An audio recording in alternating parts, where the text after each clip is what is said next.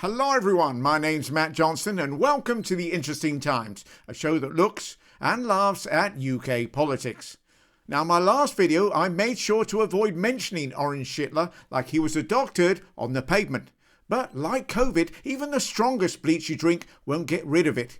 It's looking like he can't even open a newspaper or turn on a TV without being reminded. That's not entirely true, of course. You can absolutely turn on streaming TV and not see anything about Trump, with the exception of the History Channel, which will probably be doing a documentary on Nazis. And while for most of the media this was a day to report the news, I know, those crazy journalists, for others, come on you subscribers, you already know where this is going. For others, they took a bit of a different approach. This is the Meltdown Montage, as we call it. I work for The Guardian and Donald Trump just put me in therapy. Donald Trump won the election and the resultant hysterics and bedwetting are a joy to behold. Well, actually, I initially found it quite funny. I know that some people are very upset. You know, people like J-Lo and all these kind of characters that were out there on the stage crying. And then you've got the Democrats wheeling out all of these celebrities like Oprah Winfrey and all the rest of it. Well, it didn't work, did it? No. Can you imagine being so upset about a foreign country's election outcome that you're, depressed and of course, there's a sort of hardcore who will despise him forever. And oh my, I've never been called hardcore before. You asked the question, have we seen something like this before? Absolutely. Brexit. And I think we can all agree what a massive success that was, in proving the exact same people right. I mean, say what you like about Michel Barnier, but he never tweeted about an inevitable civil war in this country. In fact, if you want to see a meltdown over an election, you don't need to look at another country. The dystopian future of Britain under Labour. Keir Starmer planning to get more votes by gerrymandering the election to swing it towards the left. They're going to be an elective dictatorship. Keir Starmer just wants to do this because it will increase the vote on the left and they'll never be out of power. It says Labour will be dominated by the unions, they'll welcome Putin, applaud immigrants. Now to analyse what the hell is... What's wrong with them? I don't know. What is wrong with them? This was like a meteor crashing to the earth and wiping out all life, and that must be what it feels like for the Tories. I mean, your column this morning is warning that, we could be looking at one of the most socialist governments that this country has ever seen. By the way, fancy a bit of an interesting fact, or maybe interesting coincidence? You do? Well, you, my friend, are in a whole heap of luck. Last Monday, a poll was conducted on how Brexit is going, and just 16% thought it was going well. And last Tuesday, a poll was also conducted into how many people in the UK wanted a Trump victory, and the number was 16% again, meaning either pollsters are getting lazy, or we may have just found a reason to reopen the Rwanda deal. And in a further coincidence, 16 is also the age at which Donald Trump thinks girls start, and indeed stop, becoming hot. So many of the world leaders are trying to placate the Permatan pillock by stroking his ego. I hope to God that's all they're stroking. And in the UK too, the likes of Starmer and Lammy have gone from honest to honestly, as the worshippers kneel at the foot of he who cannot be judged. I mean, he really can't. There's 34 felonies against him, and he's just going to quash all of them. So Labour have got a problem. But don't worry, the Tories have got a solution. Step forward, Shadow Chancellor and fifth most popular choice to lead the Conservative Party, out of 6, Mel Stride.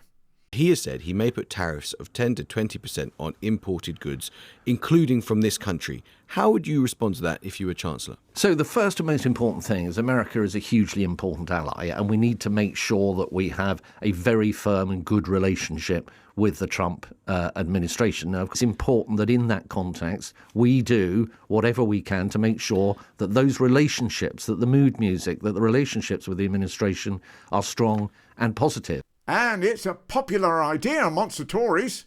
Was it tariff is his favourite word or something? Well, that's he said, why. and he's talked about imposing 10 to 20% tariffs on all imports coming into the US. That would affect us, clearly. Are you worried about that? We have a special relationship. He is an Anglophile, so there is an opportunity for the UK and the US to do some really exciting things together. We are quite fortunate in a way. He does have an affection for Britain that's different from most countries. I don't know if you remember how he revered the Queen. Donny!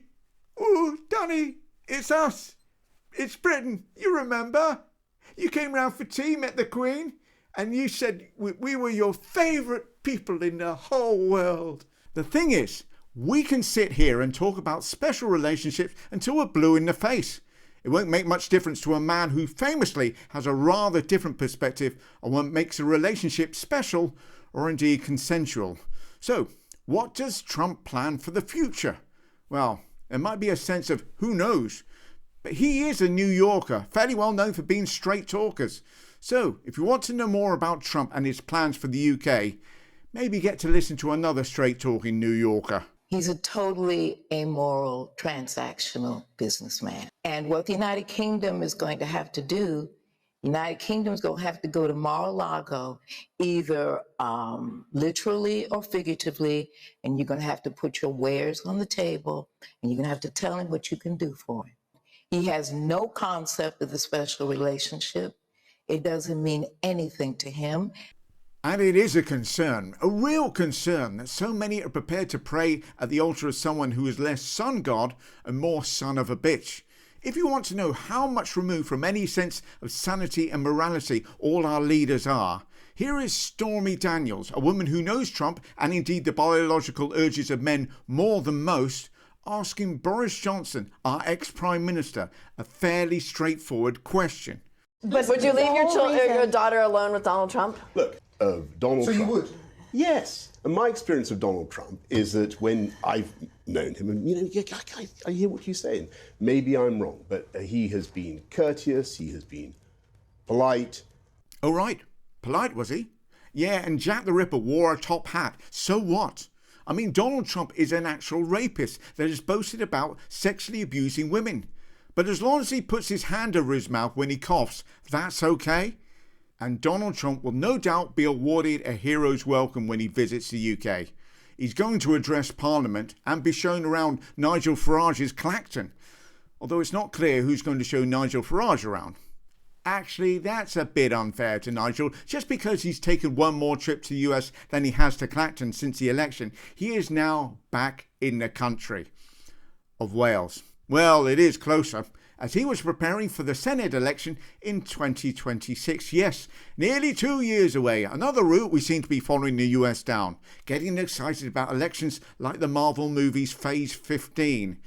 And Farage has commented that his place as a Donald's chief butt sniffer could be useful to the government as an interlocutor or go-between, negotiator, or most aptly, the filling in a shit sandwich.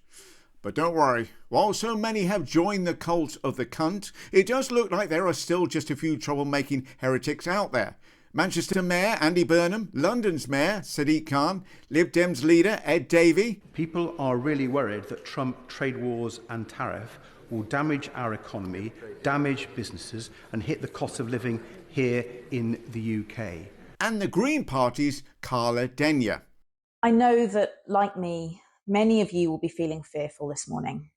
A convicted criminal, a fascist who does not respect the rule of law, is once again set to become leader of the most powerful country in the world. So on this dark day, I want to say that we stand in solidarity with all those who dreaded this moment and must now live with its consequences. And they are all in varying degrees right, all of them. In fact, Keir Starmer, if you want to know what Ron looks like, it's staring you in the face every week. No plans whatsoever for building on the special relationship. He needs to realise that we in this country rely on our single biggest trade partner. The US is actually our second biggest trading partner. The EU is the first, leaving you, Keir Starmer, with two options. Either go back to the EU or buy a pole, put on something pretty and learn how to dance. Thank you all so much for watching, and if you have enjoyed these videos, then do subscribe and like and share and hit all the notifications button, and I'll see you soon. Take care.